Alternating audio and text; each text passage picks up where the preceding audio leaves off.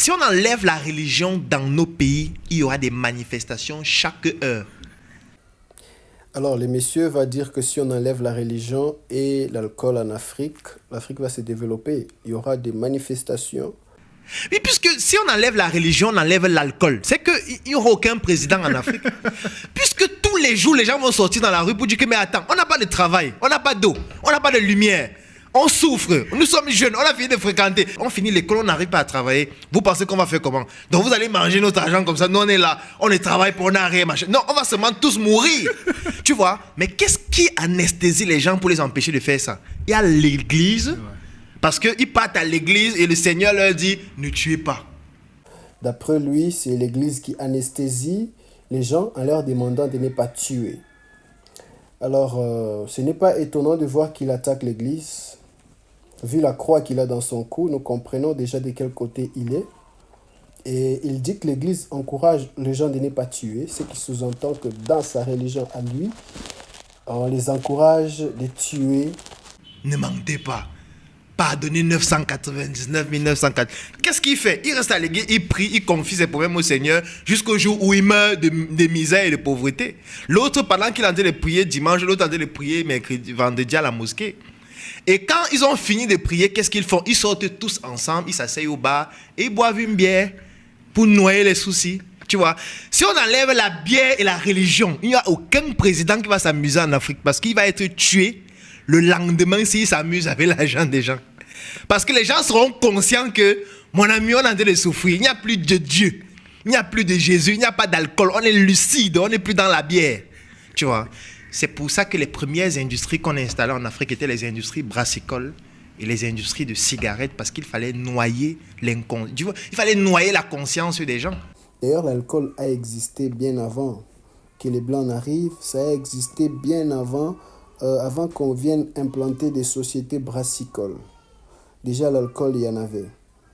Et les bières traditionnelles africaines avaient des teneurs élevées, des pourcentages élevés d'alcool.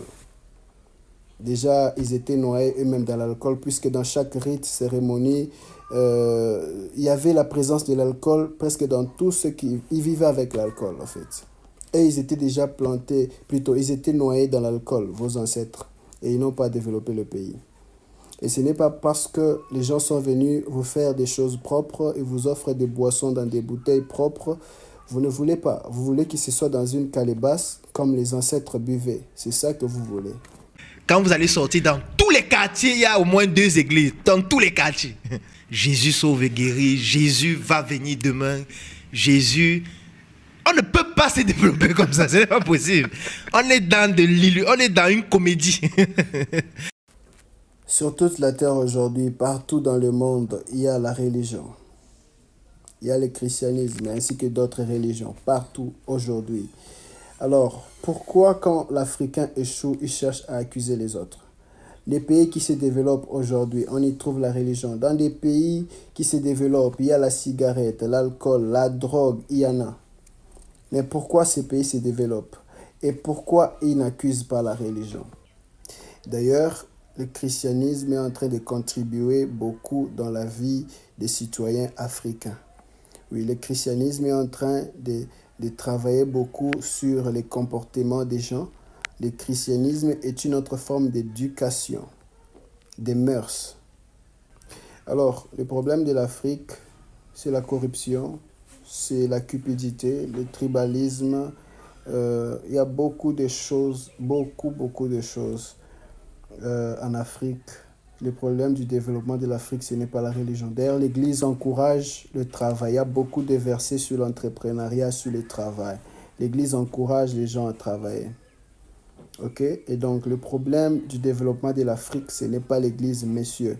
Il y a beaucoup de problèmes à l'intérieur. Il y a beaucoup de facteurs, je veux dire. Et donc, cessez d'accuser les églises ou le christianisme pour rien.